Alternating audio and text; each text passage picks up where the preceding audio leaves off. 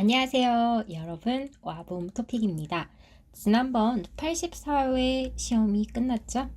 84회 쓰기 시험을 평소처럼 여러분들과 함께 풀이를 하고 싶었지만 지난번 저작권 문제 때문에 그동안 영상으로 올렸던 모든 기출문제를 다 내렸습니다.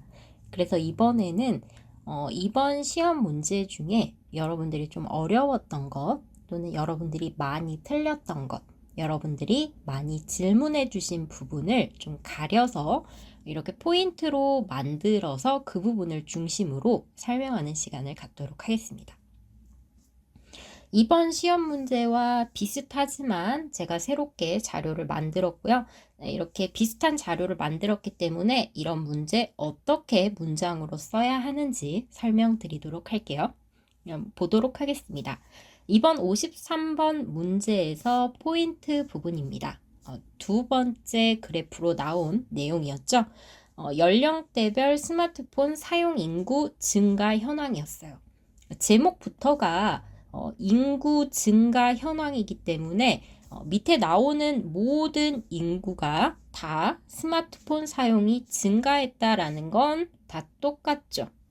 차이가 있다면 어느 정도로 증가했는지, 얼마나 증가했는지의 차이가 있습니다. 이 내용은 이전의 시험에 나왔었던 53번 유형과 조금 비슷하지만 차이가 있는데요.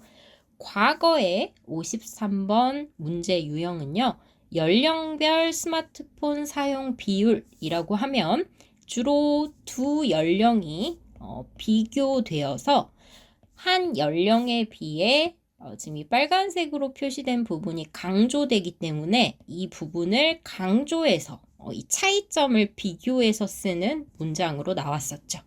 그래서 이런 차이가 있었습니다. 이번 53번 문제는 이렇게 똑같은 연령대에 똑같은 증가를 보이는 이런 그래프의 경우에 1등, 2등, 3등 순서를 나타내는 문장 표현을 사용해서 문장을 쓰시면 되고요. 과거에 이렇게 조금 증가, 많이 증가처럼 그래프 내용이 두 가지가 나와서 두 가지가 한쪽이 강조되었을 때는 서로의 차이점을 나타내는 문장 표현을 쓰면 되었죠. 특히 이렇게 순서를 나타내는 문장 표현은 과거에 이런 그래프로 많이 나왔어요. 기억나시죠? 스마트폰은 40%로 1위를 차지했고 다음에 컴퓨터가 30%, 패드 15%, 기타 15% 순으로 조사되었다. 이런 식으로 여러분들이 순서를 나타내는 문장 표현으로 나타내셨는데요. 마찬가지로 똑같은 방법으로 문장을 쓰시면 됩니다. 다음 두 번째 차이점 볼게요. 두 번째 차이점은 과거의 문제들은 이렇게 나와 있는 정보 위에 바로 숫자가 있어서 주로 70%에서 84%로 4%까지 이런 식으로 바로 조사를 붙여서 썼었죠.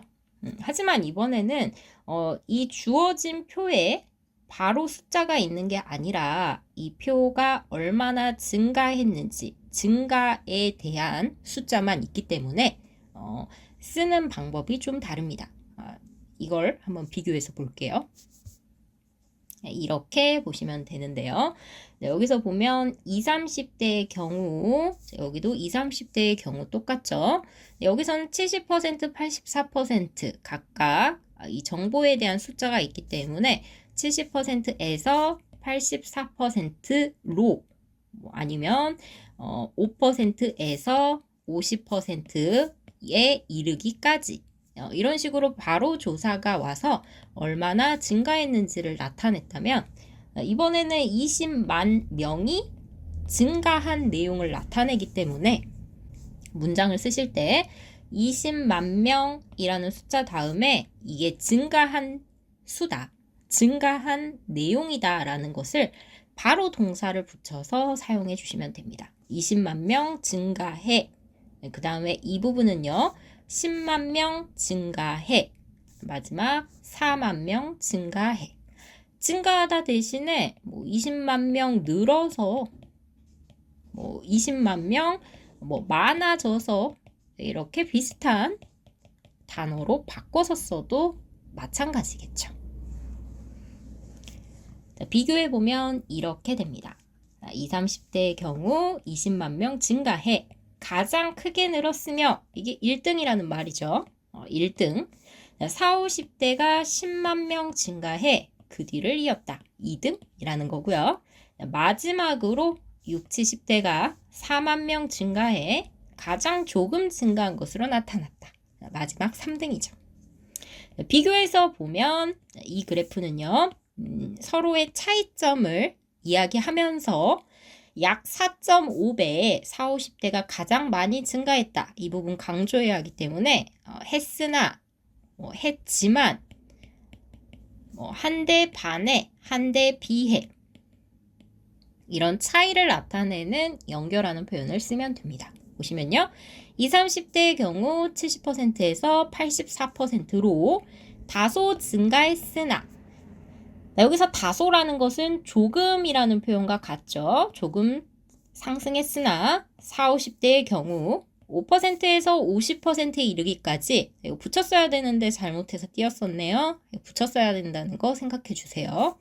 약 4.5배 이상 폭증한 것으로 폭증, 다소 상승 서로 반대 의미죠. 매우 많이 증가하다 라는 뜻이니까 서로 차이를 나타내고 있습니다.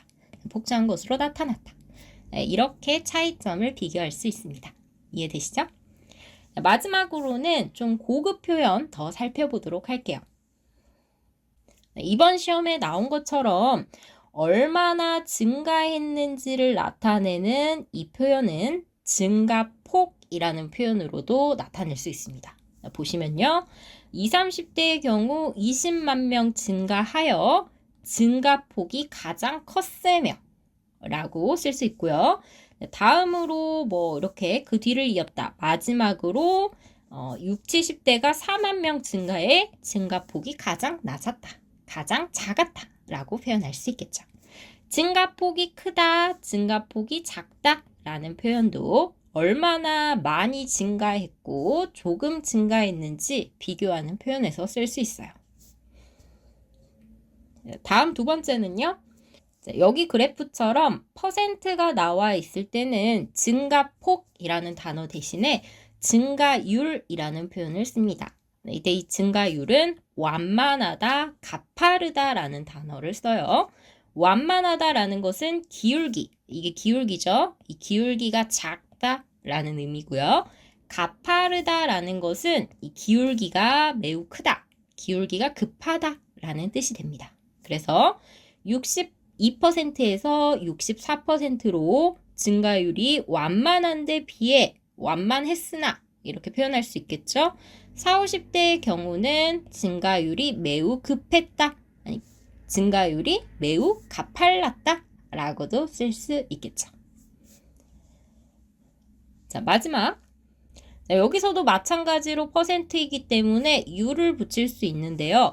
앞에서는 사용 비율이었기 때문에 스마트폰이 얼마나 증가했는지를 나타내는 증가율이었어요.